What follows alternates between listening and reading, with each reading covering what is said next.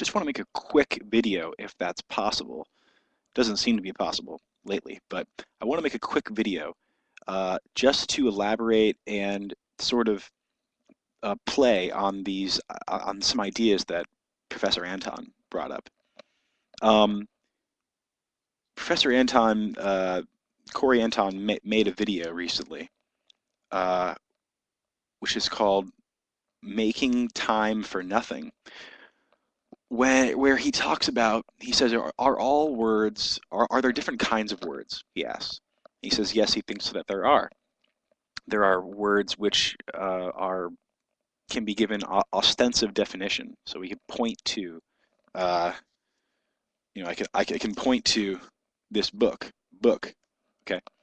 And he also mentions that books, in some sense, get their definition or their being from being what they are not. So a book is not a pencil, is not a desk, is not a window. All these different things go into somehow defining what the book is. And then he said that there was another type of word which he called polar words, which he got from Kenneth Burke apparently. These are the sort of words that cannot exist, or they just don't have the same kind of meaning. They get their meaning from a pairing word. So there are essentially polar words such as good and bad, up and down. And I guess another one might be hot, hot and cold, love and hate. But I think even, this gets so complex because, and again, I want to keep this short, so hopefully under 5 minutes.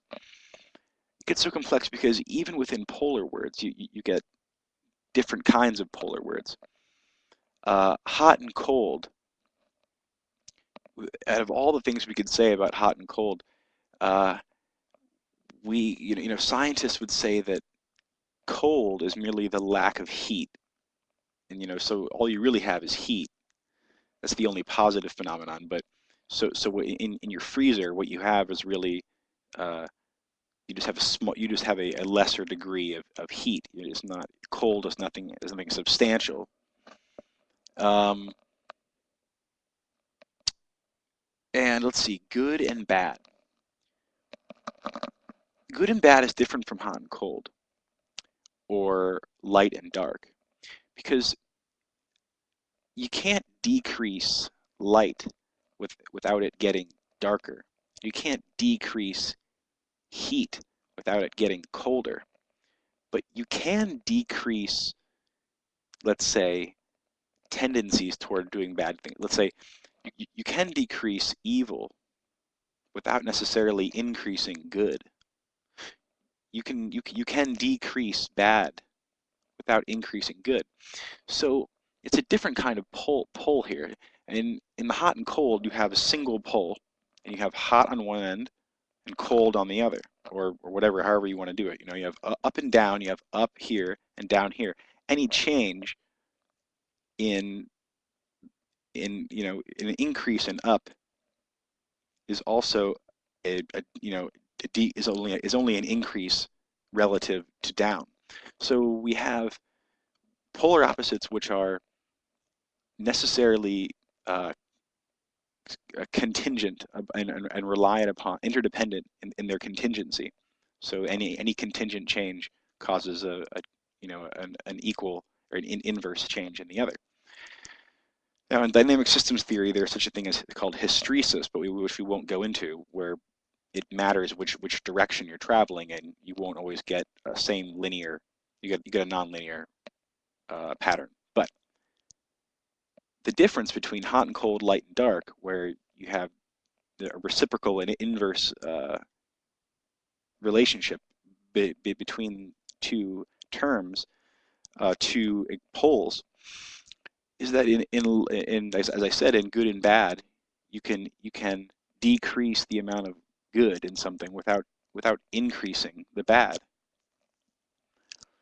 So now I think that instead of saying that you have good and bad, what you really have is good and bad. Good is here, bad's here, however you want to do it. Since there's no necessary inverse relationship between good and bad, that is to say, since you can decrease or increase good, or decrease or increase bad, without necessarily decreasing or increasing the other, you might want to say that it's actually neutral and bad. So you can have something that's very bad, or what do you say, very bad, and like a little bit bad in approaching neutral. And then you would have as a separate kind, not just a matter of degree, but a separate kind. You'd have, very good, and then just like kind of good, and then neutral. So what we have is essentially two poles on two different kinds. So we often think of good and bad as being on one pole, but in fact I think it's two poles, since you can simultaneously, let's think about love and hate. I mean, that might be a different kind than what we've mentioned so far. Love and hate. You can love somebody, and love them more or less.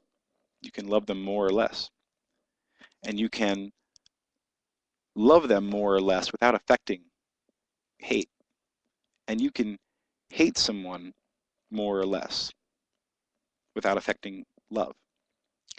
You can both love and hate someone at the same time. In fact, some people would say that the only way to truly hate someone is if you love someone.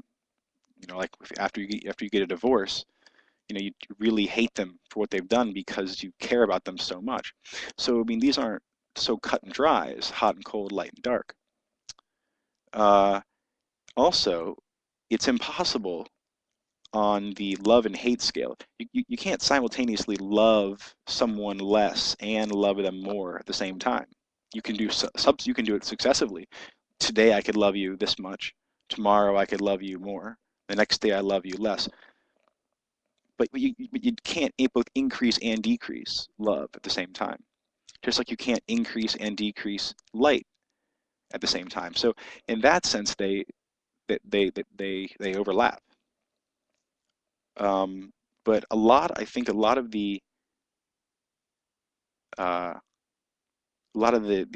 polar distinctions we're making here are really differences in kind, but we treat them for practical purposes as if they are differences in degree.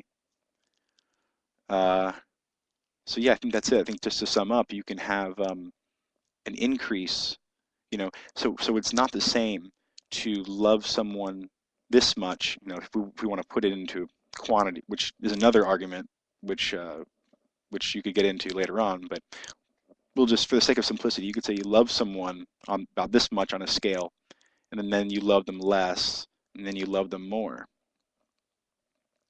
But that's different from going to loving them, and then all of a sudden, and then hating them, right? So you can decrease your love for somebody and still love them. And that's different from loving someone and then hating them. So in one case, you have a plus and a minus. In another case, in the case of loving and then hating, if you have a plus minus, that's a real opposition there.